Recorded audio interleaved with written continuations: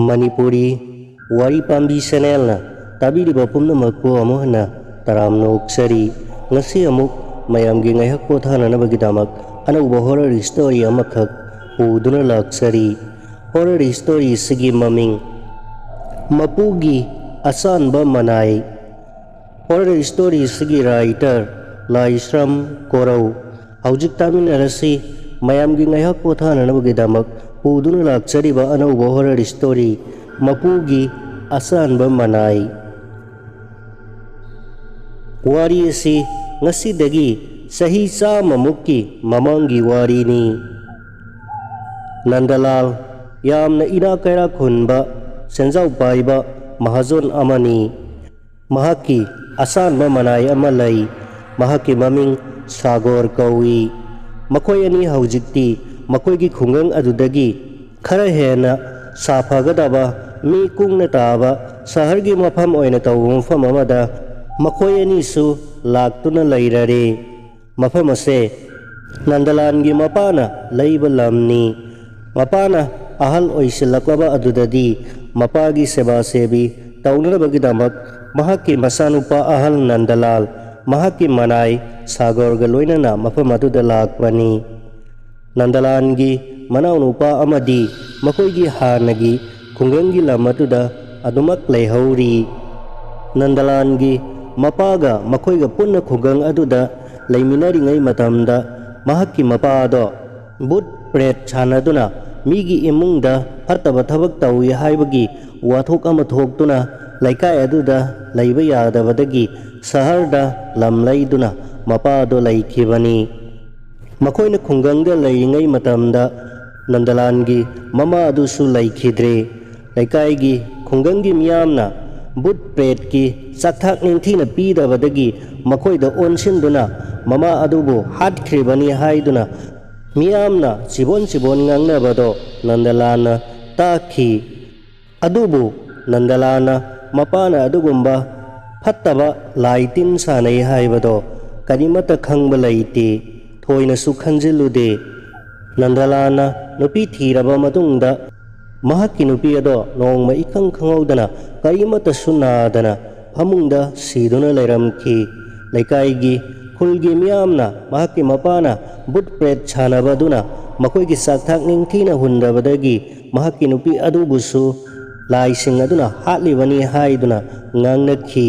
Pumnamak ado mamagi haktakta chibon takhibagumna handaksu miyamna ngangnaribado Nandalana tarami.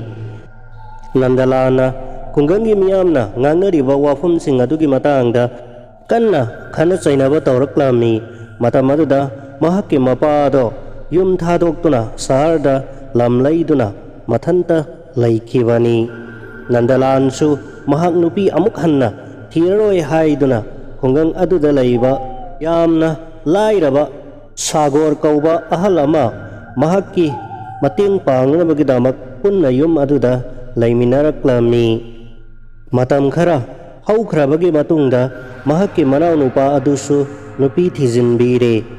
Adugi matungda mahaki saharda laikhiba mapado ahal oisilaktuna mapanggan sonjalakpadagi seba sebi tawbinaba kanasu laitana yamna wana laire haiba pawado tabada Nandalal amadi mahaki Manai Sagorna punna satuna mapagi manakta sahara aduda lakhibani.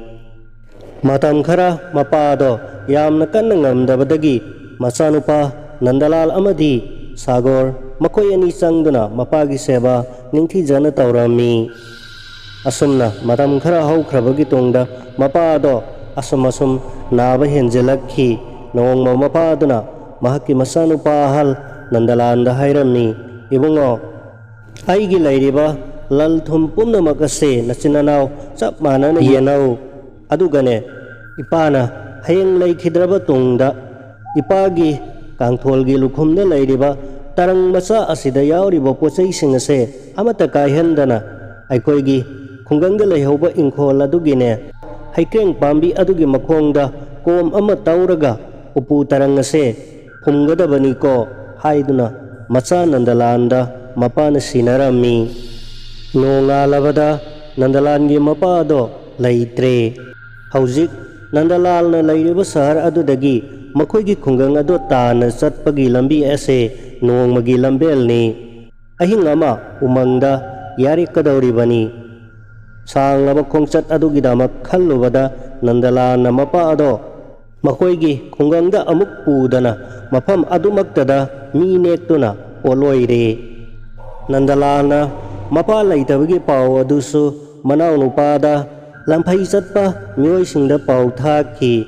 Asumna Nandalalna mapana thamlamba ingkhol aduda Nandalal amadi mahakki manai Sagor makhoi ani punna matam khara laiminare. Sahi ani muk haukraba matungda Nandalalna nongma mahakki manai Sagorda aikoigi khungang ado amuktang saningi aigi nau nupa adusu kamdauna lairibage angangsu yauramlagani isha adusu masak uninglai hairakpada manai Sagorna babu aisu babuda haiba ngamnaduna laizarabani aisu aikoigi khungang aduda chattuna aigi isasing ado kamdauna lairibage haibado makoiga amuktang pumen paumen ajaningba yamna kuirabani adubu babuda wafam ase haudokpa ngamdaduna laijarambani. Fare adudi tan yamna sare aikoini hayengmak hekta khungangda chatlasi haina lepnare.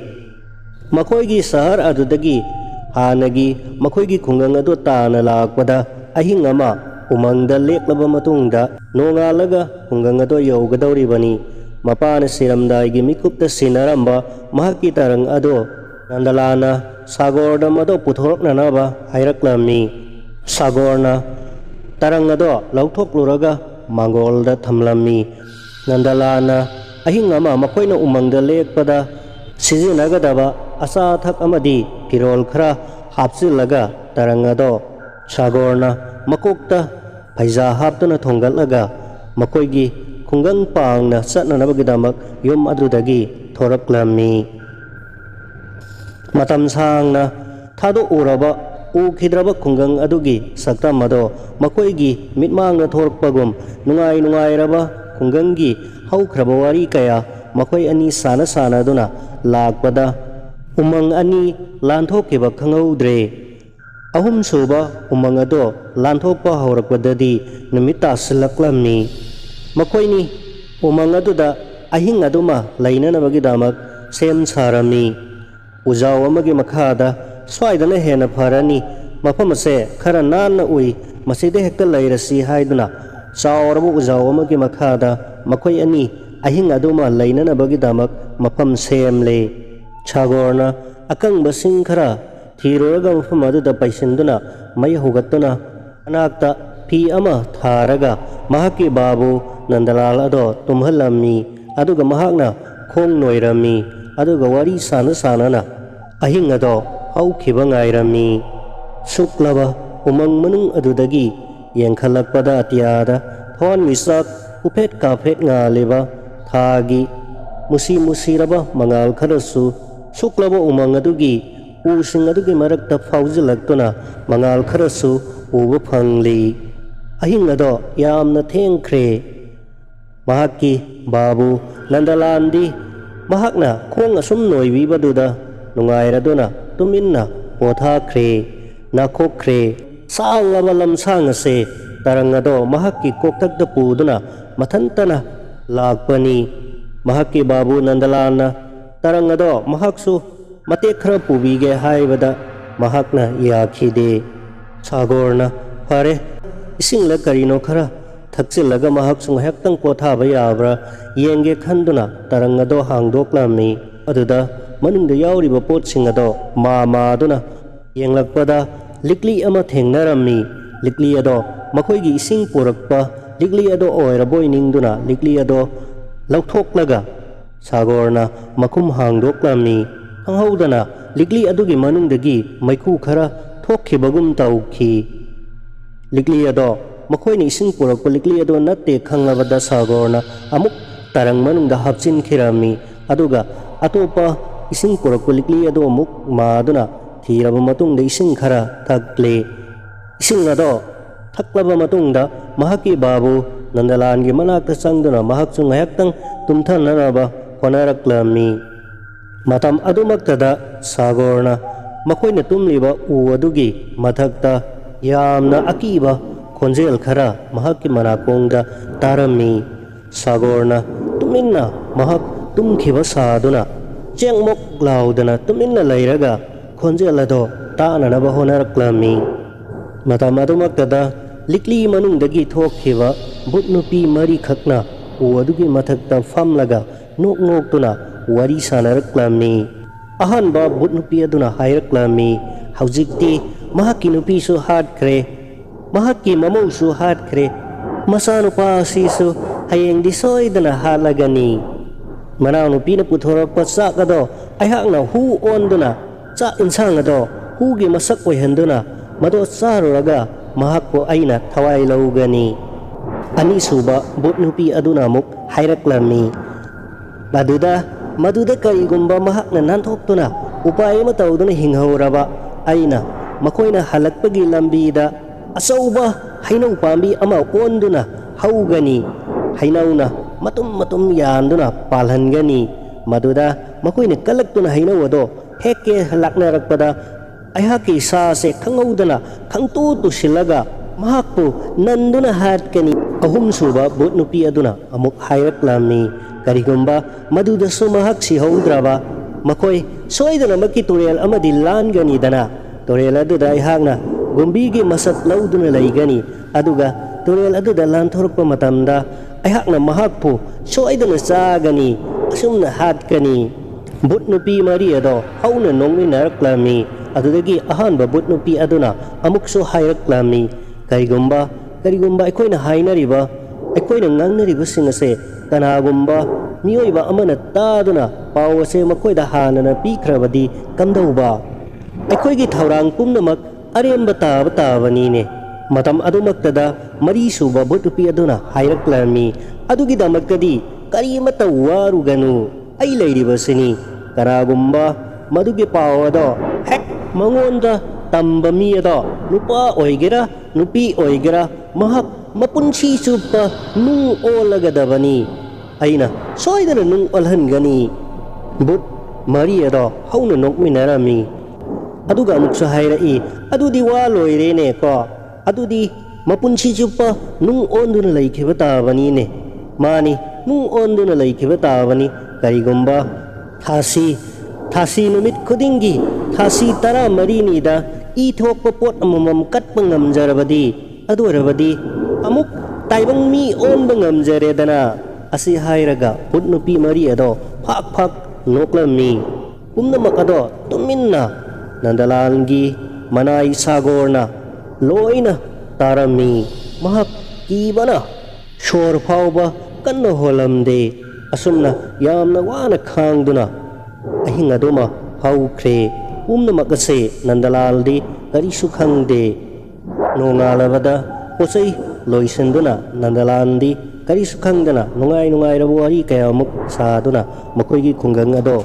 yausilaklamni adobu mahakki manai sagorri ngarang numidang athengbada u mathakta butnupi marina sanakiba wari adu tabu ningsingduna kari thoklaga ba haina kumna madugi maramdata khanduna leirami. Makoigi khungang ado yaurabada nandala lakpa ubada manaw nupa aduna yamna haraujarami. Nandalana mahakki masa adubusu pamduna supirami. Madugi matungda nandalalna mahakki manai sagorgi yumda susatu makoigi su unaduna wariwatai kaya sanarami makoigi hawalapa kaya musu pirami. Halaklaga sagorgi manaw nupina makoigi sana tharanaba sak puthoraklami. Sagordi sak aduda munna yengduna leirami madudagi sa ado sage haina torpa maktada sagorna mahakki babu nandalal bukhamlami sa ado sada nanaba hairaklami adudagi mahakki manaw nupi aduda atopa sak anauba ama semla o hairakhi dalalna kaidaurage sagor kaidaurage hanglaklammi sagorna babu ngaihak leiraga khangani aina hairiba sita tawbiyo hairaklabada mahakki manaw nupina sak ado nauna semduna puthoraklammi madu sarami makoi sak chaba loiraba matungda sagorna ꯅꯨꯄꯤꯅ ꯑꯍꯥꯟꯕ ꯄꯨꯊꯣꯔꯛꯈꯤꯕ ꯆꯥꯛ ꯑꯗꯣ ꯉꯔꯥꯡ ꯅꯨꯃꯤꯗꯥꯡ ꯑꯊꯦꯡꯕꯗ ꯎ ꯃꯊꯛꯇ ꯐꯠꯇꯕ ꯚꯨꯠ ꯅꯨꯄꯤꯁꯤꯡ ꯑꯗꯨꯅ ꯁꯥꯟꯅꯈꯤꯕ ꯋꯥꯔꯤ ꯑꯗꯣ ꯑꯁꯦꯡꯕ ꯑꯆꯨꯝꯕ ꯑꯣꯏꯔꯤꯇꯔꯥ ꯑꯁꯦꯡꯕ꯭ꯔꯥ ꯍꯥꯏꯕꯗꯣ ꯈꯪꯅꯅꯕꯒꯤꯗꯃꯛ ꯆꯥꯡ ꯌꯦꯡꯅꯤꯡꯂꯛꯂꯝꯃꯤ꯫ ꯃꯗꯨꯗꯒꯤ ꯁꯥꯒꯣꯔꯅ ꯆꯥꯛ ꯑꯗꯣ ꯄꯨꯊꯣꯔꯛꯇꯨꯅ ꯃꯈꯣꯏꯒꯤ ꯁꯨꯃꯥꯡ ꯃꯇꯣꯟꯗ ꯊꯝꯂꯝꯃꯤ꯫ ꯉꯥꯏꯍꯥꯛꯀꯤ ꯃꯅꯨꯡꯗ ꯃꯅꯥꯛ ꯑꯗ꯭ꯋꯥꯏꯗ ꯂꯩꯔꯝꯕ ꯀ꯭ꯋꯥꯛ ꯑꯅꯤ ꯑꯍꯨꯝ ꯄꯥꯏꯊꯔꯛꯇꯨꯅ ꯆꯥꯗꯣ ꯆꯥꯔꯝꯃꯤ꯫ ꯆꯥꯗꯣ ꯆꯥꯔꯕ ꯈꯨꯗꯛꯇꯗꯤ ꯀ꯭ꯋꯥꯛꯁꯤꯡ ꯑꯗꯣ ꯐꯗꯠ ꯃꯁꯥꯁꯤꯡ ꯑꯗꯣ ꯈꯞꯇꯨꯅ ꯆꯣꯡꯗꯨꯅ ꯀ꯭ꯋꯥꯛꯁꯤꯡ ꯑꯗꯣ ꯁꯤꯈꯤꯔꯝꯃꯤ꯫ ꯁꯥꯒꯣꯔꯅ ꯉꯔꯥꯡ ꯉꯥꯡꯅꯈꯤꯕꯁꯤꯡ ꯑꯗꯣ ꯑꯆꯨꯝꯕꯃꯛꯇꯅꯤ ꯍꯥꯏꯕꯗோ ꯈꯪꯂꯛꯂꯝꯃꯤ꯫ ꯃꯗꯨꯗꯒꯤ ꯃꯍꯥꯛꯀꯤ ꯕꯥꯕꯨ ꯅꯟꯗꯂꯥꯟꯕꯨ ꯐꯠꯇ꯭ꯔꯕ ꯚꯨꯠ ꯅꯨꯄꯤꯁꯤꯡ ꯑꯗꯨꯒꯤ ꯊꯧꯋꯤꯟꯁꯤꯟꯗꯒꯤ ꯀꯟꯗꯕ ꯌꯥꯗꯦ ꯍꯥꯏꯅ ꯈꯜꯂꯛꯂꯝꯃꯤ꯫ ꯃꯇꯧ ꯑꯗꯣ ꯎꯔꯨꯕꯗ ꯅꯟꯗꯂꯥꯜ ꯈꯪꯗꯕꯅꯤꯅ ꯌꯥꯝꯅ ꯁꯥꯎꯅ ꯆꯩꯔꯛꯂꯝꯃꯤ꯫ ꯑꯩꯕꯨ ꯍꯥꯠꯀꯦ ꯇꯧꯕ? ꯑꯩꯒꯤ ꯂꯩꯔꯤꯕ ꯂꯟ ꯊꯨꯝ ꯑꯁꯦ ꯅꯈꯣꯏꯒꯤ ꯉꯥꯛꯇꯅꯤ꯫ ꯑꯩꯅ ꯁꯤꯒꯗꯧꯕꯗ ꯄꯨꯒꯗꯕꯁꯨ ꯅꯠꯇꯦ꯫ ꯑꯩꯗꯤ ꯅꯨꯄꯤꯁꯨ ꯊꯤꯗ꯭ꯔꯕ ꯏꯆꯥꯁꯨ ꯂꯩꯇ꯭ꯔꯕ ꯃꯤꯑꯣꯏꯅꯤ ꯍꯥꯏꯅ ꯃꯅꯥꯎꯅꯨꯄꯤ ꯑꯃꯗꯤ ꯃꯅꯥꯎꯅꯨꯄꯥꯗ ꯆꯩꯕ ꯍꯧꯔꯛꯂꯝꯃꯤ꯫ ꯃꯇꯝ ꯑꯗꯨꯗ ꯁꯥꯒꯣꯔꯅ ꯀꯟꯅ ꯃꯍꯥꯛꯀꯤ ꯕꯥꯕꯨ ꯅꯟꯗꯂꯥꯟꯕꯨ ꯈꯥꯝꯖꯤꯜꯂꯝꯃꯤ꯫ ꯃꯈꯣꯏꯒꯤ ꯃꯔꯥꯜ ꯂꯩꯇꯦ ꯍꯥꯏꯅ ꯀꯟꯅ ꯈꯥꯝꯖꯤꯜꯂꯝꯃꯤ꯫ ꯑꯗꯨꯕꯨ ꯅꯟꯗꯂꯥꯟꯗꯤ ꯁꯥꯎꯕ ꯐꯠꯇ꯭ꯔꯤ꯫ ꯈꯨꯗꯛ ꯑꯁꯤꯗ ꯃꯍꯥꯛꯀꯤ ꯃꯄꯥꯅ ꯊꯝꯂꯝꯕ ꯁꯍꯔꯒꯤ ꯂꯝ ꯑꯗꯨꯗ ꯁꯣꯏꯗꯅꯃꯛꯀꯤ ꯆꯠꯂꯒꯅꯤ ꯍꯥꯏꯗꯨꯅ ꯊꯧꯔꯥꯡ ꯇꯧꯔꯛꯂꯝꯃꯤ꯫ ꯑꯗꯨꯒ ꯂꯝ ꯑꯗꯨꯁꯨ ꯃꯍꯥꯛ ꯁꯤꯈ꯭ꯔꯕ ꯃꯇꯨꯡꯗ ꯂꯝ ꯑꯗꯨꯁꯨ ꯅꯈꯣꯏꯒꯤꯗꯃꯛꯅꯤ, ꯀꯅꯥꯅꯁꯨ ꯂꯧꯔꯣꯏ ꯍꯥꯏꯅ ꯁꯥꯎꯅ ꯃꯅꯥꯎꯅꯨꯄꯥ ꯑꯃꯗꯤ ꯃꯅꯥꯎꯅꯨꯄꯤꯗ ꯆꯩꯔꯝꯂꯒ ꯁꯥꯒꯣꯔꯅ ꯈꯥꯝꯕ ꯌꯥꯗꯅ ꯃꯈꯣꯏ ꯑꯅꯤ ꯑꯃꯨꯛ ꯁꯍꯔꯒꯤ ꯂꯝ ꯑꯗꯨꯗ ꯂꯥꯛꯃꯤꯟꯅꯔꯦ꯫ ꯐꯅꯌꯥꯝꯅ ꯁꯥꯡꯅ ꯂꯥꯛꯂꯕꯒꯤ ꯃꯇꯨꯡꯗ ꯎꯃꯪ ꯑꯗꯨꯒꯤ ꯃꯌꯥꯏꯃꯛꯇꯗ ꯆꯥꯎꯔꯕ ꯍꯩꯅꯧ ꯄꯥꯝꯕꯤ ꯑꯃ ꯍꯧꯕꯗꯣ ꯎꯔꯝꯃꯤ꯫ ꯍꯩꯅꯧ ꯄꯥꯝꯕꯤ ꯑꯗꯨꯗ ꯑꯃꯨꯟꯕ ꯍꯩꯅꯧ ꯀꯌꯥꯃꯨꯛ ꯄꯥꯜꯂꯤꯕꯗꯣ ꯅꯟꯗꯂꯥꯜꯅ ꯎꯔꯝꯃꯤ꯫ ꯑꯣꯟꯊꯣꯛꯅ ꯐꯖꯈ꯭ꯔꯦꯗ ꯍꯩꯅꯧꯁꯤꯡ ꯑꯁꯤꯗꯤ ꯍꯥꯏꯅ ꯃꯍꯥꯛꯅ ꯈꯜꯂꯝꯃꯤ꯫ ꯁꯥꯒꯣꯔ, ꯑꯩꯈꯣꯏꯅꯤ ꯂꯝꯕꯤ ꯆꯠꯄꯗ ꯋꯥꯗꯅꯅꯕ ꯍꯩꯅꯧ ꯑꯃꯨꯟꯕꯁꯦ ꯈꯔ ꯍꯦꯛꯂꯒ ꯄꯨꯈꯤꯁꯤ ꯍꯥꯏꯔꯛꯂꯝꯃꯤ꯫ ꯁꯥꯒꯣꯔꯅ ꯅꯠꯇꯦ ꯕꯥꯕꯨ, ꯃꯗꯨ ꯌꯥꯗꯦ꯫ ꯍꯩꯅꯧ ꯄꯥꯝꯕꯤ ꯑꯁꯦ ꯃꯁꯤꯒꯤ ꯃꯄꯥ ꯑꯁꯦ ꯑꯩꯈꯣꯏꯅꯤ ꯌꯥꯝꯅ ꯌꯥꯡꯅ ꯂꯥꯟꯊꯣꯛꯂꯒ ꯆꯦꯟꯈꯤꯒꯗꯕꯅꯤ ꯍꯥꯏꯅ ꯂꯣꯟꯅ ꯃꯍꯥꯛꯀꯤ ꯕꯥꯕꯨ ꯅꯟꯗꯂꯥꯟꯗ ꯍꯥꯏꯔꯛꯂꯝꯃꯤ꯫ ꯅꯟꯗꯂꯥꯜ ꯑꯗꯣ ꯉꯛꯂꯝꯃꯤ꯫ ꯀꯔꯤꯅꯣ ꯁꯥꯒꯣꯔꯅ ꯍꯥꯏꯔꯤꯕꯁꯤꯕꯣ ꯍꯥꯏꯅ ꯈꯜꯂꯝꯃꯤ꯫ ꯑꯩꯈꯣꯏꯅꯤ ꯇꯞꯅ ꯂꯥꯛꯄꯗ ꯍꯩꯅꯧ ꯄꯥꯝꯕꯤ ꯑꯗꯨꯒꯤ ꯃꯌꯥ ꯌꯧꯁꯤꯜꯂꯛꯂꯕꯗ ꯁꯥꯒꯣꯔꯅ ꯃꯍꯥꯛꯀꯤ ꯕꯥꯕꯨ ꯅꯟꯗꯂꯥꯟꯒꯤ ꯈꯨꯠ ꯑꯗꯣ ꯀꯟꯅ ꯄꯥꯏꯔꯒ ꯀꯟꯅ ꯆꯤꯡꯗꯨꯅ ꯕꯥꯕꯨ ꯀꯟꯅ ꯆꯦꯟꯕꯤꯔꯣ ꯍꯥꯏꯗꯨꯅ ꯈꯪꯂꯥꯎ ꯂꯥꯎꯔꯛꯂꯝꯃꯤ꯫ ꯑꯗꯨꯒ ꯃꯈꯣꯏꯅꯤ ꯈꯪꯆꯦꯟ ꯆꯦꯜꯂꯝꯃꯤ꯫ ꯃꯈꯣꯏꯅꯤꯅ ꯍꯦꯛ ꯂꯥꯟꯊꯣꯛꯈꯤꯕꯒ ꯆꯥꯎꯔꯕ ꯍꯩꯅꯧ ꯄꯥꯝꯕꯤ ꯑꯗꯣ ꯇꯨꯔꯛꯂꯝꯃꯤ꯫ ꯑꯗꯨꯒ ꯂꯩꯃꯥꯏꯗ ꯕꯣꯝ ꯂꯥꯎꯅ ꯇꯥꯁꯤꯜꯂꯝꯃꯤ꯫ ꯅꯟꯗꯂꯥꯜꯅ ꯁꯤꯔꯝꯅꯤꯗ ꯍꯥꯏꯅ ꯈꯜꯂꯝꯃꯤ꯫ ꯅꯟꯗꯂꯥꯜꯅ ꯁꯥꯒꯣꯔꯗ ꯀꯔꯤꯅꯣ ꯁꯥꯒꯣꯔ, ꯉꯔꯥꯡꯗꯒꯤ ꯊꯦꯡꯅꯔꯤꯕ ꯈꯨꯗꯣꯡꯊꯤꯕꯁꯤꯡ ꯑꯁꯤꯕꯨ ꯅꯪꯅ ꯍꯦꯛ ꯀꯜꯂꯤꯕ, ꯑꯗꯨꯁꯨ ꯀꯝꯗꯧꯅꯅꯣ ꯃꯁꯤꯕꯨ ꯍꯪꯂꯛꯄꯗ ꯕꯥꯕꯨ ꯑꯩ ꯀꯣꯟꯅ ꯍꯥꯏꯖꯒꯦ, ꯆꯠꯁꯤ ꯑꯩꯈꯣꯏ ꯊꯦꯡꯈ꯭ꯔꯒꯅꯤ ꯍꯥꯏꯗꯨꯅ ꯃꯈꯥ ꯇꯥꯅ ꯂꯥꯛꯃꯤꯟꯅꯔꯝꯃꯤ꯫ ꯐꯅꯌꯥꯝꯅ ꯁꯥꯡꯅ ꯂꯥꯛꯂꯕꯒꯤ ꯃꯇꯨꯡꯗ ꯅꯨꯃꯤꯠ ꯇꯥꯁꯤꯜꯂꯛꯂꯕꯗ ꯇꯉꯥꯏ ꯐꯗꯅ ꯂꯥꯟꯊꯣꯛꯇꯕ ꯌꯥꯗꯕ ꯃꯈꯣꯏꯒꯤ ꯂꯝꯕꯤꯗ ꯂꯩꯕ ꯇꯨꯔꯦꯜ ꯑꯗꯣ ꯂꯥꯟꯊꯣꯛꯍꯧꯅꯅꯕ ꯁꯥꯒꯣꯔꯅ ꯈꯔ ꯊꯨꯅ ꯆꯠꯁꯤ ꯍꯥꯏꯗꯨꯅ ꯃꯍꯥꯛꯀꯤ ꯕꯥꯕꯨ ꯅꯟꯗꯂꯥꯟꯕꯨ ꯈꯔ ꯊꯨꯅ ꯃꯐꯝ ꯑꯗꯣ ꯂꯥꯟꯊꯣꯛꯍꯧꯅꯅꯕ ꯍꯣꯠꯅꯔꯛꯂꯝꯃꯤ꯫ ꯇꯨꯔꯦꯜ ꯃꯌꯥ ꯑꯗꯣ ꯌꯧꯁꯤꯜꯂꯛꯂꯕꯗ ꯁꯥꯒꯣꯔꯅ ꯃꯅꯥꯛ ꯑꯗ꯭ꯋꯥꯏꯗꯒꯤ ꯆꯩ ꯑꯆꯧꯕ ꯑꯃ ꯀꯣꯏꯊꯤ ꯊꯤꯔꯝꯃꯤ꯫ ꯈꯨꯠꯄꯥꯏ ꯆꯥꯕ ꯆꯩꯇꯨꯞ ꯃꯆꯥ ꯑꯃ ꯐꯪꯂꯕꯗ ꯍꯔꯥꯎꯅ ꯇꯨꯔꯦꯜ ꯑꯗꯣ ꯂꯥꯟꯊꯣꯛꯅꯅꯕꯒꯤꯗꯃꯛ ꯇꯨꯔꯦꯜ ꯑꯗꯣ ꯀꯨꯝꯊꯔꯛꯂꯝꯃꯤ꯫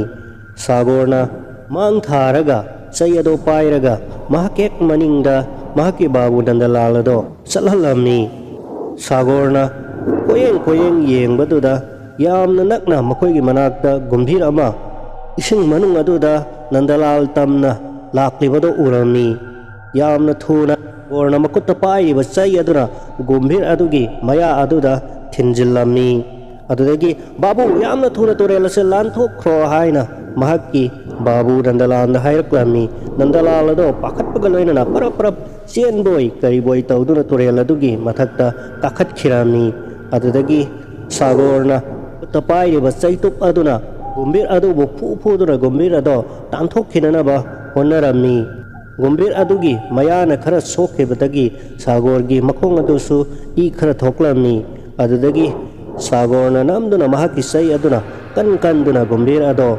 anana bohonarappada gumbir ado mafam khangdana mangkhre. Sagor gi asokpa makhong ado Nandalalna mahaki fi machet ama segairaga kanna kisinbirami. Aduga umang ado tamna makhoi ani lakminarami. Nandalalna thokliba thodoksin ado mangum thokladuna Sagorda hangaklami. Karino Sagor tauribasibo nangdi pumnamak ase hana khangbadawna aigi thawai kanbiribase amukta nate ahumlakni masibu kamdawna no sengna hayu nang aingonda walot kanu kanna hairaklami. Babu ai soidana pumnamak asigi wari ado lijage adubu ngasidi mafam chade hayeng soidana anganbada wari ado lijage hairaklami. Fare haiduna makoi umang aduda ahing adu malekminare. Nongalabada Nandalalna Sagorbu yamna warubaga loinana kaubo fauba nungthiningaina kaudre. Matawado Sagorna khanglaklammi. Mahaki manai oina leiraga mangonda wa loli haiduna mahaki babu Nandalalna sauribado Sagorna khanglammi. Manakta sangsinduna Sagorna babu aina warising ase matang chadana tamthokluragadi ai soidana nung on gani mafam chadana nung on khrabadi aihak po amuhan na puduna mafam chana thamnana bahona bahaibado awaba oigani aduna ai punsi chupa nung on duna adum lai khragani. Karigomba aihak na nung on khrabasu taimang mi oina amuk ohanna halakna nabagi kodong chaba mafam ado yengduna aihak na thawak ado pangthokningbadagi babuda ngasi fawbada mafam chaba jaga ngaiduna lairakkhibani. Babu aikhoi yum younaba mafam adu fawdangdi satsi warabusu wana madu fawdangdi ngaibiu nanaibu warubi ganu haiduna makhut lonaraduna mahakki babu Nandalalda hairaklammi. Nandalalsu warawna makhoigi sahargi yum ado yauminarakle. Yum ado hek yorakpada Sagorna mahakki babu Nandalalda hairaklammi. Babu nahakna aibu waruribado aisu khangi haujikti mafam chare matamsu chare wari ado ai loina haijarage. Aibu taibang mi oina amuk hanna olak hange hairagadi thasi numit khudingi i thokpa jiba amamam katpi gadabani. Asumna thasi tara mari katlagadi aihak amuk hanna taibang mi olakani. Wari ado tabiro ngarang aikhoina chatkhiba matamda chaurabo ki makhada ahing lekhidana hairaga numidang aduda but nupi mari aduna sanakhiba wari pumba amata chithadana Sagorna mahaki babu Nandalalda liraklammi. Maduna mahaki thawai kanbangam khibani haina hek haiba loibaga Sagorado wari lina nungi murtigum chap leptuna laikre. Tasengnamak mahak nungi murti on kre. Mafamado khudakta umchik kre. Nandalalsu mapang kainaraba seklagum matomta pangangdangangli. Mahaki manaw nupigi paral amata laite. Umnamakase mahaki mapana sanaramba phattaba but nupi singaduna thokhanba aktani haibado Nandalalna khanglaklammi. Khudakta Nandalalna lamphai chatpa mi thiduna mahaki manaw nupa amadi manaw nupi loinana mahaki manai Sagorgi imung manungbusu mafam aduda laknanaba pau thakhi. Mafam aduda makhoi pumnamak amato oina laiminaduna thasi tara mari ngaiduna thasi numit kudingi i thokpa jiba mamam murti aduda kattuna mahaki manai Sagorado taibang mi oina amuk hanna halahandaba yade haina mahaki pukningda chap yungna khalaklammi. You must die.